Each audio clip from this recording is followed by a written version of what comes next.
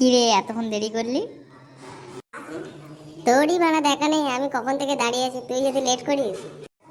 ও ঢ্যামনা চুদা, আমি এখানে সেই থেকে দাঁড়িয়ে আছি, তোরই পাত্তা নাই। কখন ধরে অপেক্ষা করছি, রোদে গাঁট ফেটে যাচ্ছে, তুমি বলছো মানে কখন এসছিস? চল চল, ওইসব বাদ দে, একটু ঘুরে আসি। চলো তাহলে শপিং করে আসি। পয়সা ইনকাম করতে গাঁড় ফেটে যাচ্ছে, মামনিকে শপিং করাতে হবে। তোর মতন বালের বয়ফ্রেন্ড রেখে আমার কি লাভ, যেখানে আমরা শপিং করতে পারবো না? কি রে ওরা ঝগড়া করছিস কেন রে? আর ওরা বলিস না, শপিং করাতে নিয়ে যেতে হবে গার্লফ্রেন্ডকে। দেখ না মানা, বলছি শপিং করাতে নিয়ে যেতে, বলছি আমার কাছে পয়সা নেই। তোর মতন বালের বয়ফ্রেন্ড রেখে কি করবো, যেখানে আমরা শপিং হচ্ছে না? তাহলে গান মারা গা, আমার মতন বালের বয়ফ্রেন্ড যখন দরকার নাই, তাহলে তুই গান মারা গা, অন্য জনকে দেখে নি গা। হ্যাঁ হ্যাঁ, তোর মতন বালের বয়ফ্রেন্ড অনেক দেখেছি মারা, তোর মতন বালের বয়ফ্রেন্ড আমার অ্যাডের ডগে থাকে। যা, চলে যা। যা মারা, তোর মতন বালের মেয়ে দরকার নাই, যা বাল।